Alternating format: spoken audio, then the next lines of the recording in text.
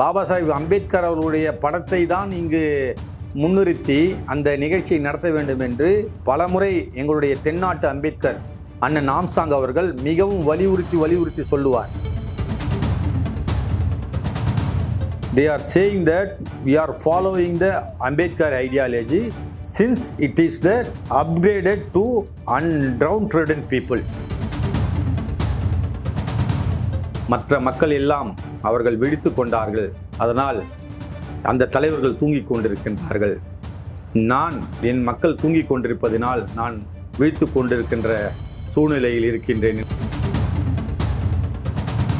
பல கட்சிகள் சைக்கிள் தருகிறேன் என்பார்கள், மாதம் 1000 தருகிறேன் என்பார்கள், சிலர் 2000 தருகிறேன் என்பார்கள். இப்படியெல்லாம் தேர்தலுடைய அறிக்கையிலே இருக்கும். ஆனால் பகுஜன் சமாஜ் கட்சியுடைய அறிக்கை என்ன சொல்கிறது என்றால், இந்திய அரசியலமைப்பு சட்டத்தை முழுமையாக நாங்கள் அமல்படுத்துவோம்.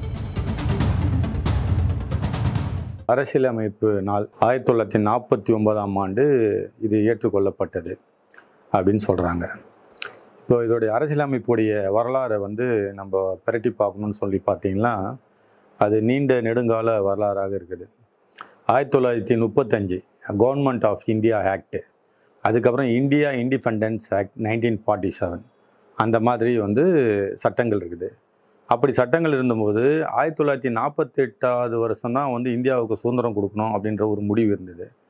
அதை ப்ரீபோன் பண்ணி 1947 ஆகஸ்ட் 15 அன்றைக்கே கொடுத்துட்றாங்க. ஸோ மொத்தமாக பார்த்திங்கன்னா முஸ்லீம் லீக்கோடு சேர்ந்து காங்கிரஸு, பாகிஸ்தானோடு சேர்ந்த இந்தியாவோடைய மெம்பர்ஷிப் எல்லாம் 77 மெம்பர்ஷிப் முஸ்லீம் லீக்கில் இருக்காங்க. அவங்கெல்லாம் இந்தியா சுதந்திரம் அடையும் போது பாகிஸ்தானுக்கும் சுதந்திரம் கொடுக்கணுன்ற ஒரு முடிவு வந்ததுனால அவங்க பிரிஞ்சு போயிட்டு 299 கான்ஸ்டியூஷன் அசம்பிளி மெம்பர்ஸ் இதில் இருக்காங்க. ஸோ என்றைக்கு இந்த 1946 டிசம்பரில் 9ஆம் தேதி ஒரு முதல் மீட்டிங் நடந்திருக்கு. அந்த மீட்டிங் அதுக்கப்புறம் விவாதங்கள் கான்ஸ்டியூஷன் அசம்பிளியில் தற்சமயமாக தேர்ந்தெடுக்கப்பட்ட, அந்த காலகட்டத்தில் தேர்ந்தெடுக்கப்பட்ட provisionally selected people and elected people, princely ஸ்டேட்னு சொல்லுவாங்க. அது பிரின்ஸ்லி ஸ்டேட்னு சொன்னீங்கன்னாக்கா, பிரிட்டிஷ்காரங்களுக்கு வரி கொடுக்கறதுக்கு அவங்களே அவங்களே ஒரு சின்ன சின்ன நாடுகளாக இருந்தவங்கலாம் அவங்களும் இந்த அசம்பிளியில் சிலரை நாமினேட்டட் மெம்பர்ஸாக சூஸ் பண்ணுறாங்க. அப்படி பார்த்தாக்கா இந்தியாவுடைய மாகாணங்களாக இருந்த, அதாவது பஞ்சாப் ஒரு சைடு இருக்குது, பெங்கால் ப்ரொவின்ஸ், மெட்ராஸ் ப்ரொவின்ஸ், அதே போல் பார்த்திங்கன்னா டெல்லி ப்ரொவின்ஸ், இப்படியாக பாம்பே ப்ரொவின்ஸ், இப்படியெல்லாம் பல மாகாணங்களாக பிரிந்திருக்குது.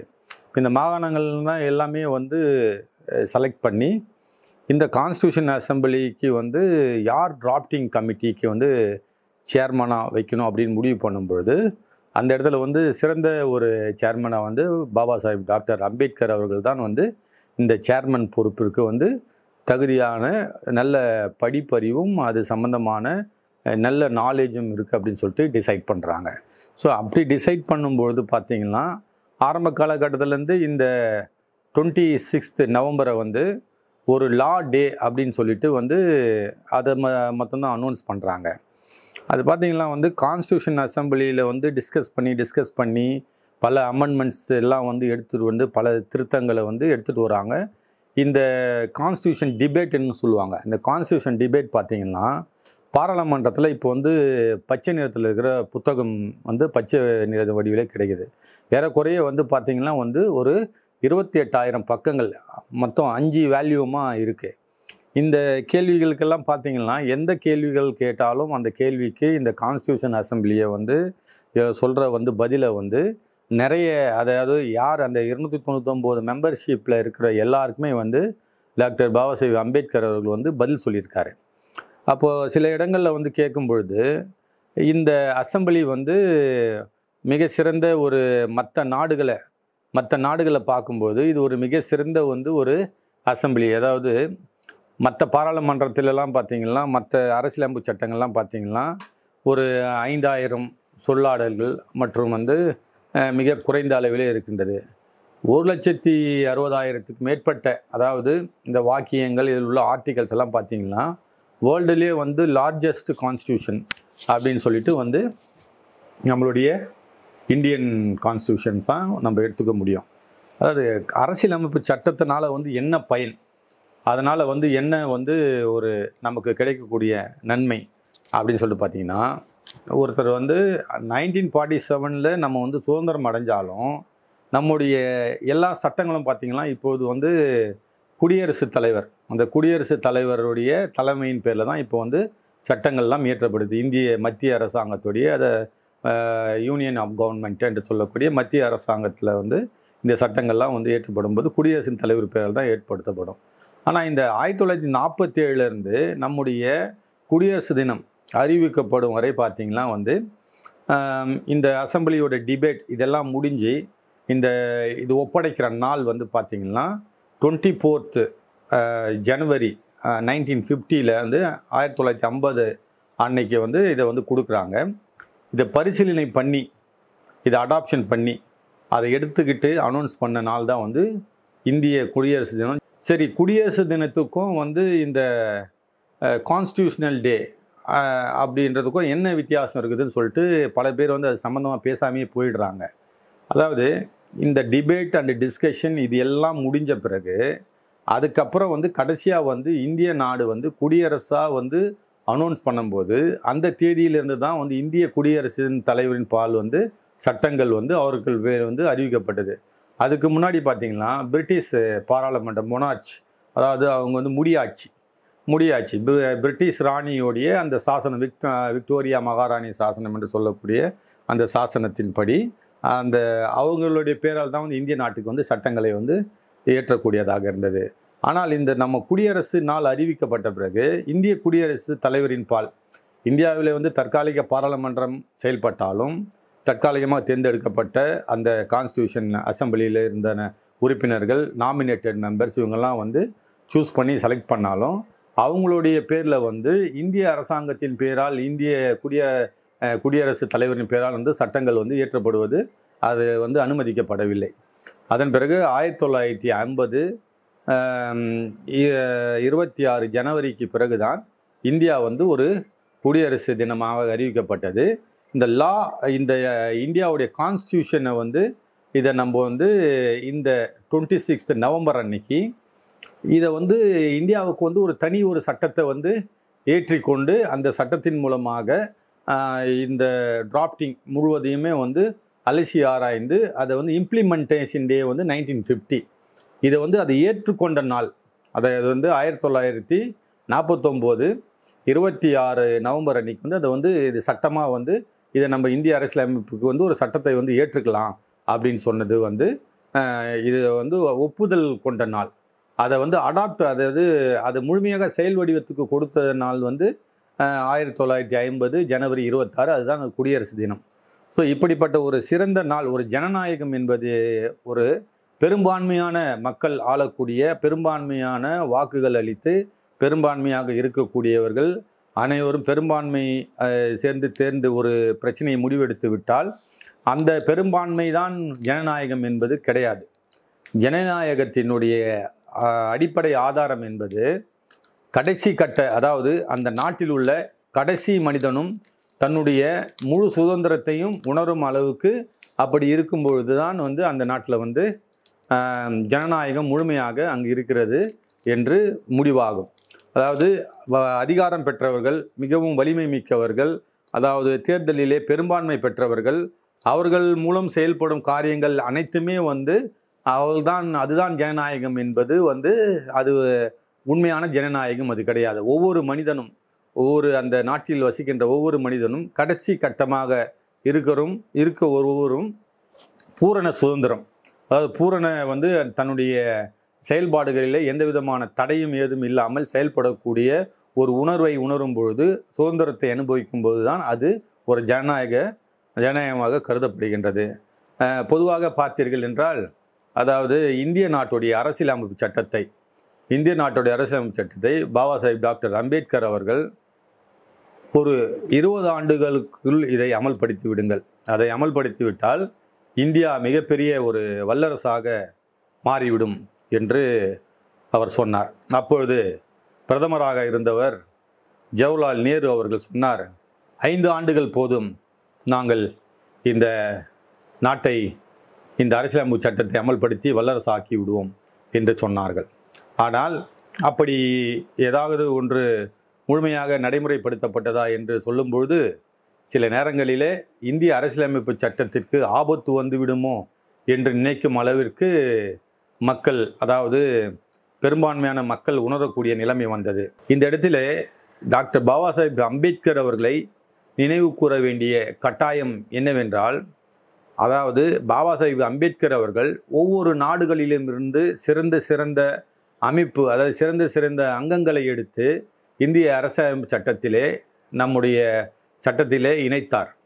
அது சிலரை பார்க்கும்போது பல நாடுகளிலே இருந்த சட்டங்கள் தானே, அப்படி அதில் இருப்பது என்ன ஒரு சிறப்பு இருக்கிறது என்றெல்லாம் கேட்பார்கள். அப்படி இருக்கும் பொழுது சிறந்த சட்டங்கள் எங்கு நமக்கு பொருந்துகிறதோ, இந்திய நாட்டுக்கு பொருந்துகின்றதோ அதை எடுத்துக்கொண்டார். எதெல்லாம் நமக்கு ஒத்து வராதோ அந்த சட்டங்களை எல்லாம் எடுத்து விட்டார். ஆகையினால் அங்கிருந்து மட்டும்தான் இது எடுக்கப்பட்டதா என்பது அல்ல.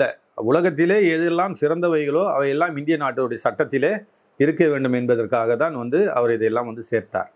ஸோ இப்படி ஒரு சிறந்த ஒரு சட்டத்தை உருவாக்க பல நேரங்களிலே அவருக்கு இந்த டிராப்டிங்கின் பொழுது பலர் ஒத்துழைப்புகள் நல்க வேண்டியவர்கள் ஒத்துழைப்பு நல்க முடியாமல் போன பிறகும் கூட, சிலர் அந்த டிராப்டிங் கமிட்டியிலிருந்து விலகிய பொழுது கூட தன்னுடைய அந்த அரசியலமைப்பு சட்டத்துடைய பணி தோய்வு ஏற்பட்டு விடக்கூடாது என்பதற்காக இரவு பகலாக சில மணி நேரங்களில் மட்டும் தூங்கி மற்ற நேரங்களிலே இந்த அரசியலமைப்பு சட்டத்தை வடிவமைப்பதன் வேலையாகவே அவர் வைத்திருந்தார்.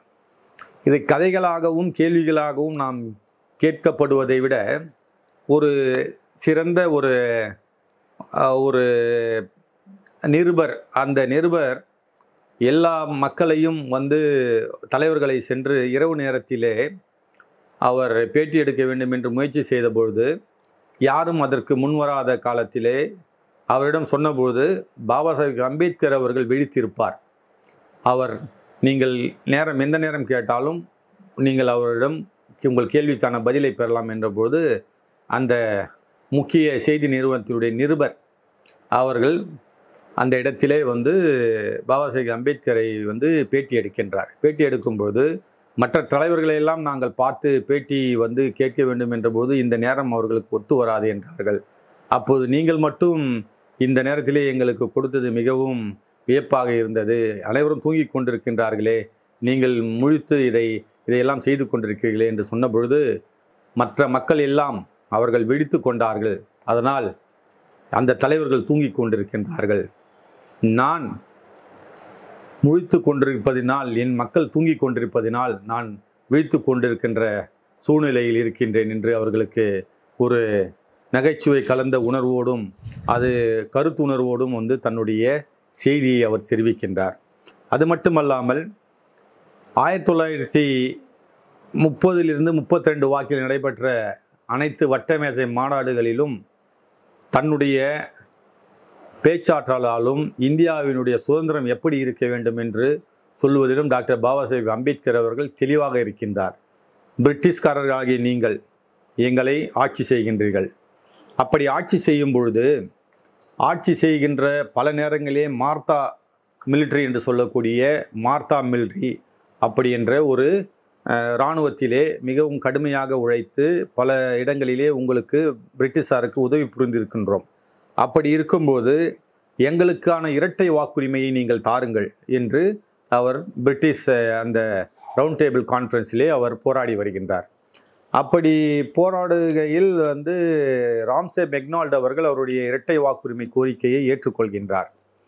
அப்பொழுது அவர் பேசும்பொழுது இந்தியாவிற்கு சுதந்திரம் தர வேண்டும் என்ற முடிவை எடுத்து விட்டதை அறிவிக்கின்ற பொழுது, கண்டிப்பாக நீங்கள் சுதந்திரம் கொடுங்கள், நாங்கள் அதை விரும்பி ஏற்றிக்கொள்கின்றோம். அப்படி கொடுக்கின்ற சுதந்திரத்தை மிகவும், அதாவது ஒரு மெச்சூரிட்டியாக இருக்க வேண்டும், அது ஒரு முதிர்ந்த ஒரு சுதந்திரமாக இருக்க வேண்டும் என்பதை அவர் தெளிவாக சொல்லியுள்ளார்.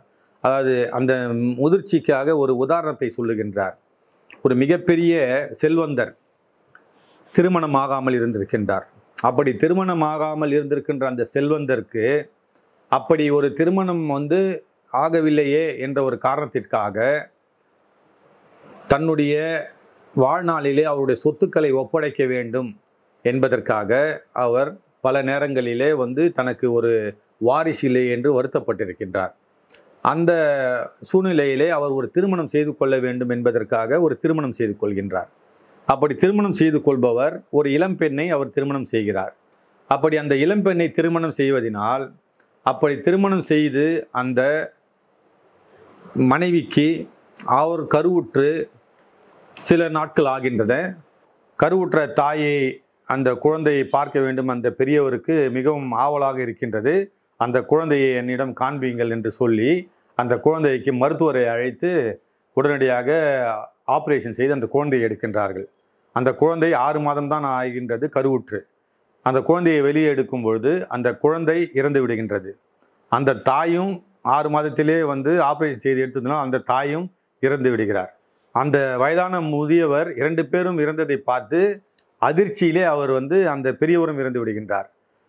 அப்படிதான் நீங்கள் கொடுக்கும் சுதந்திரம் மாறிவிடும் என்று பாபா சாஹிப் டாக்டர் அம்பேத்கர் அவர்கள் அந்த வட்டமேஜை மாநாட்டிலே தெளிவாக எடுத்து கூறுகிறார். இதை எப்படி சொல்லுகிறார் என்றால், நீங்கள் கொடுக்கின்ற சுதந்திரம், அதாவது அந்த 9 மாத காலம் ஒரு குழந்தை வளர்கின்ற காலம், அந்த மெச்சூரிட்டி பீரியட், அது இல்லாமல் நீங்கள் அவசரமாக இது போன்ற அந்த முதியவர் குழந்தையை பார்க்க வேண்டும் என்ற எண்ணத்தை போல நீங்கள் இந்த சுதந்திரத்தை அவசரமாக இது போன்று சரியான திட்டம் வகுக்காமல் கொடுத்தீர்கள் என்றால் அந்த சுதந்திரம் இறந்துவிடும் என்கிறார். அந்த சுதந்திரம் இறந்துவிடும் என்று சொன்னதற்கான காரணம் என்னவென்றால், இவர்கள் எங்களுக்கு உரிய எந்த விதமான, அதாவது எங்களுடைய உரிமைகளை தர மறுக்கின்றார்கள். நாங்கள் பொது இடத்திலே சென்று குளத்திலே தண்ணி எடுக்க முடிவதில்லை. அவர்களுடன் திருமண பந்தங்களில் நாங்கள் ஈடுபடுவதில்லை. அதே போன்று அவர்கள் எங்களுடன் உறவாடுவதும் இல்லை. அவர்களுக்கென்று ஒரு சாதாரண ஒரு விலங்கினங்கள், பன்றியோ நாயோ மற்ற எந்த விலங்கினங்கள், ஆடோ மாடோ, இதையெல்லாம் சென்று குளங்களிலே தண்ணீர் குடிக்கின்றன பொது குளத்திலே. அப்படி தண்ணீர் குடிக்கின்ற அந்த பொது குளத்திலே நாங்கள் போய் தண்ணி எடுக்க முடியாத அளவுக்கு எங்களை இந்துக்கள் கட்டுப்படுத்துகின்றனர். அந்த சூழ்நிலையை பிரிட்டிஷ் அரசாங்கம், இராணுவம் இருந்தும் இவ்வளோ பெரிய அரசாட்சி இருந்தும் அந்த தீண்டாமையை இவர்களால் ஒழிக்க முடியவில்லை. ஆகினால் இதையெல்லாம் சரி செய்து எங்களுக்கு தனியான ஒரு செப்பரேட் எலக்ட்ரேட் என்று சொல்லக்கூடிய இரட்டை வாக்குரிமையை தர வேண்டும் என்று வாதாடுகின்றார்.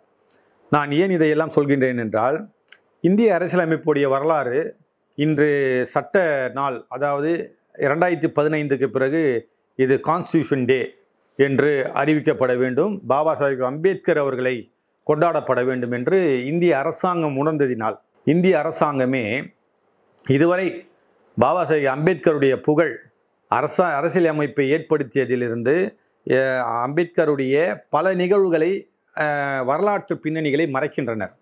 உதாரணத்துக்கு ஹில்டன் யங் கமிஷன் என்று சொல்லக்கூடிய ஹில்டன் யங் கமிஷன் வருகின்றது. ஹில்டன் யங் கமிஷனில் problem of Indian rupees and salvation of that problem அப்படி என்று ஒரு நோட்ஸ், அதாவது ஒரு தனக்குள்ள ஒரு கருத்துருவை ஏற்படுத்தி அந்த ஹில்டன் யங் கமிஷனிடம் டாக்டர் பாபா சாஹிப் அம்பேத்கர் அவர்கள் அதை வழங்குகின்றார். அதை பெற்ற அந்த ஹில்டன் யங் கமிஷன் அந்த பரிசீலனையின் அடிப்படையில் இந்திய ரூபாயோடைய பிரச்சனை என்ன, அந்த பிரச்சனையை எப்படி தீர்க்கலாம் அப்படி என்று விரிவான விளக்கத்தை தருகின்றார். அதன் அடிப்படையில் தான், அவர் கொடுத்த அந்த ரெக்கமெண்டேஷனுடைய அடிப்படையில் தான் இந்தியாவுடைய ரிசர்வ் வங்கி ஆர்பிஐ ஏற்படுத்தப்படுகின்றது. ஸோ அப்படி ஏற்படுத்தப்பட்டது ஆர்பிஐ பாபா சாஹிப் அம்பேத்கருடைய ரெக்கமெண்டேஷன், அவர் கொடுத்த அந்த ஆய்வு கட்டுரையின் அடிப்படையில் தான் ஏற்படுத்தப்பட்டது என்பதை மறைக்கின்றார்கள்.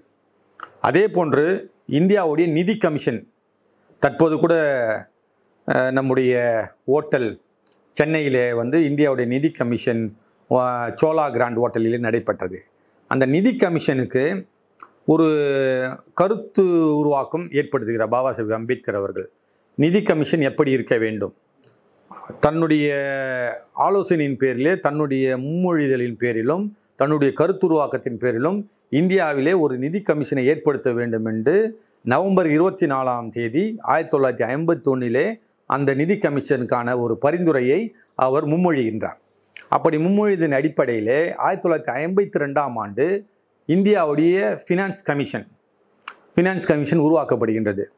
அந்த ஃபினான்ஸ் கமிஷன் உருவாக்கி விட்டார்கள். அதை உருவாக்கும்போது அவர் எப்படி அவர்களை தலைவர் யாரை நியமிக்க வேண்டும், யாரெல்லாம் உறுப்பினராக இருக்க வேண்டும் என்று 280 Indian article constitution of India அதில் பார்த்தீங்கன்னா ஒரு பிரசிடெண்ட், அவர் அந்த நிதி கமிஷனுடைய தலைவரை ஒரு பிரசிடெண்ட் நியமிக்கணும். அந்த பிரசிடெண்ட்டை வந்து இந்தியாவுடைய பிரசிடெண்ட் நியமிக்கும்போது அவருக்கு ஒரு உயர்நீதிமன்ற நீதிபதியுடைய தகுதிகளின் அடிப்படையில் என்னென்ன தகுதிகள் இருக்குமோ அந்த தகுதியின் அடிப்படையில் அதோடைய தலைவரை தேர்ந்தெடுக்கணும்.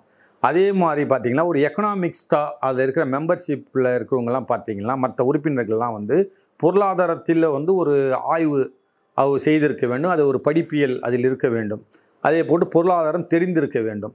இப்படிப்பட்ட ஒரு சூழ்நிலையை உருவாக்குகின்றார்.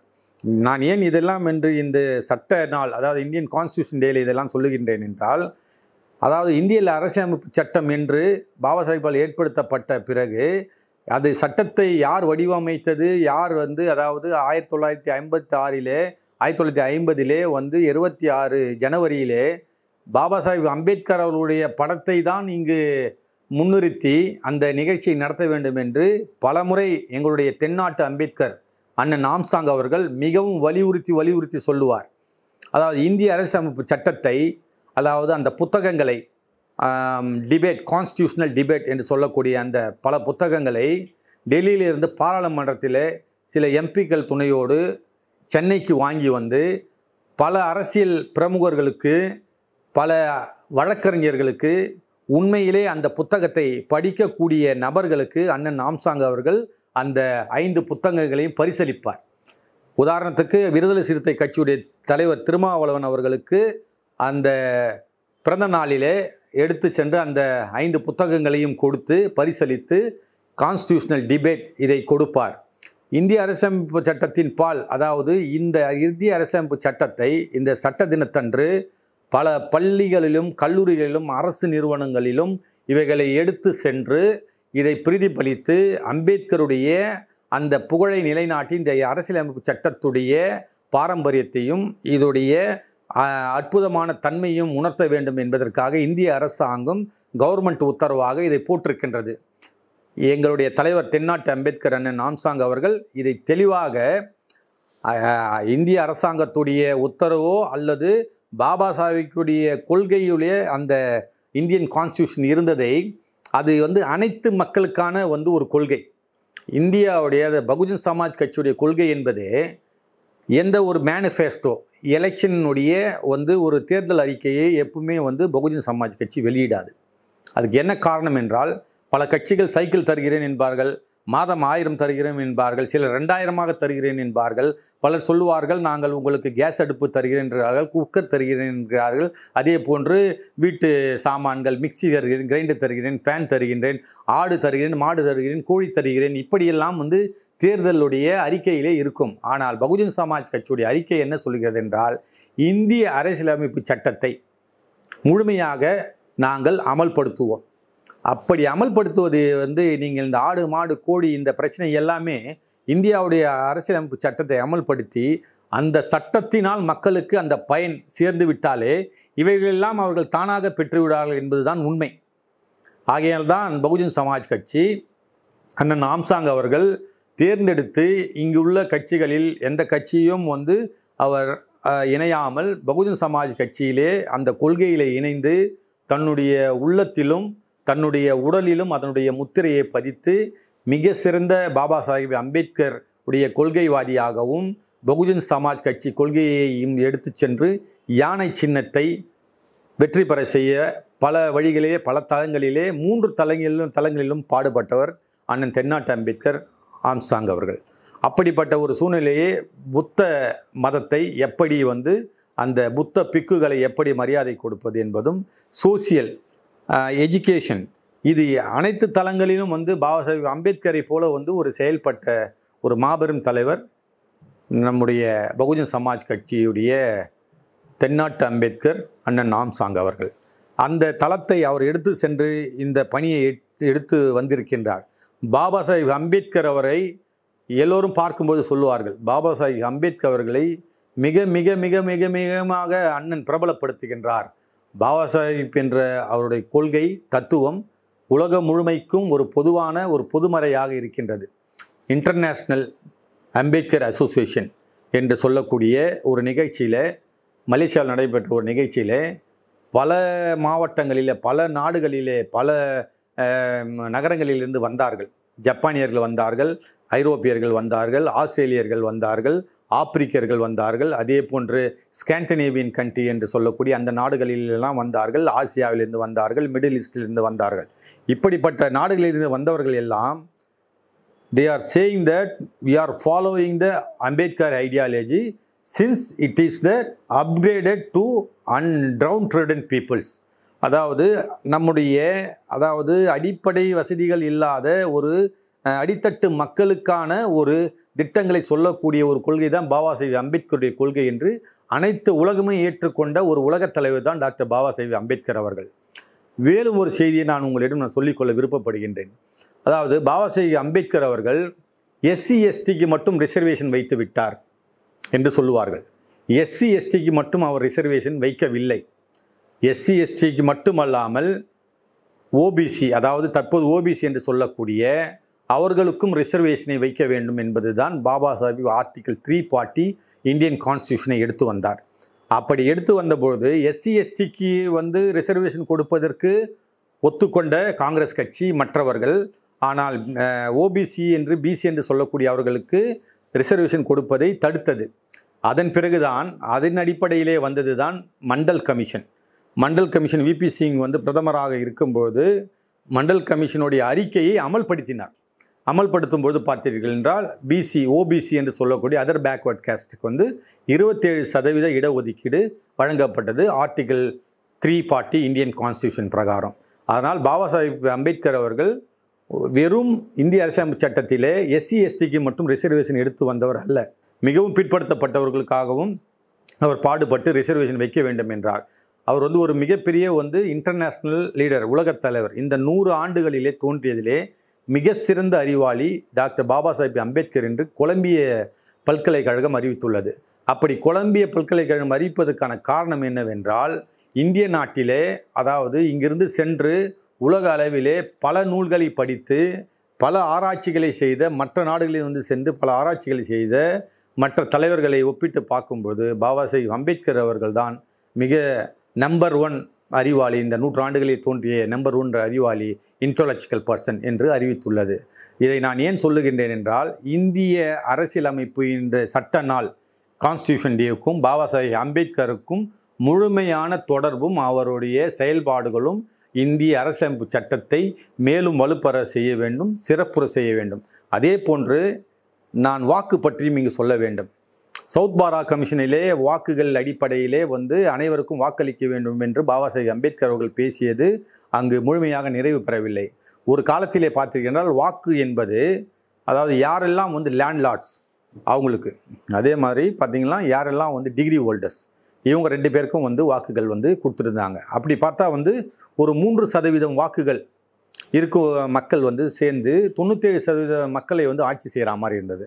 அப்போ பாபா சாஹேப் அம்பேத்கர் இந்த கொள்கைகளை சொல்லும் பொழுது 13% வாக்குகள், அதன் பிறகு 13% வாக்குகள் மக்கள் வாக்களிக்கக்கூடிய உரிமை பெற்றார்கள். பாபா சாஹேப் அம்பேத்கர் அவர்கள் கான்ஸ்டியூஷனில் டிராப்டிங்கில் செயல்படும் பொழுது 21 வயது வந்த அனைவருக்கும் வாக்குரிமை என்று அவர் இந்திய அரசியலமைப்பு சட்டத்திலே வாக்கு அளிக்கின்ற உரிமையை வாங்கி கொடுத்தார். அது நீங்கள் பார்க்க போனீர்கள் என்றால், ஏன் அவர்களுக்கு வாக்குரிமை கொடுத்தார்கள் என்றால், டேக்ஸ்பேயர்ஸ்க்கு வாக்குரிமை கொடுத்தார்கள், வரி கட்டுபவர்கள். அப்போது நாம் தினமும் வாங்குகிற ஒரு சோப்பு, ஒரே ஒரு சின்ன ஒரு டூத் பேஸ்ட், இது உள்பட எல்லாத்துலேயுமே பார்த்தீங்கன்னா சேல் டேக்ஸ்னு முன்னாடி இருந்தது. இப்போ அது ஜிஎஸ்டியாக மாறி இருக்குது. எல்லாத்துக்கும் நம்ம வாங்குகிற சின்ன பொருள் கூட சாதாரண மக்களும் டேக்ஸ் கட்டுறாங்க. அதனால் அனைவருக்கும் வாக்குரிமை அப்படி என்று இந்திய அரசியலமைப்பு சட்டத்தில் ஏற்படுத்தினார். ராஜீவ்காந்தி அவர்கள் வந்த பிறகு, பிரதமராக வந்த பிறகு, அந்த 21 வயதிலிருந்து அந்த வாக்கு அளிக்கும் உரிமையை 18 வயதாக குறைத்தார். ஸோ இப்படியாக அனைத்து மக்களுக்கும் வாக்களிக்கும் உரிமையும் வாங்கி தந்தது பாபா சாஹேப் டாக்டர் அம்பேத்கர் எழுதிய இந்திய அரசியலமைப்பு சட்டம் தான் என்பதை சொல்லி, இந்த சட்ட தினத்தில் இந்த 26 நவம்பர் 1949 இது ஏற்றுக்கொள்ளப்பட்டு பின்பு நடைமுறைப்படுத்தப்பட்டு இதுக்கு இடையில் நடைபெற்ற நிகழ்வுகளை எல்லாம் நான் தெளிவாக விளக்கி இருக்கிறேன் என்று நம்புகிறேன். இந்த விளக்கத்திற்கு எனக்கு வாய்ப்பு கொடுத்தமைக்கு நன்றி கூறி விடைபெறுகிறேன். நன்றி, வணக்கம்.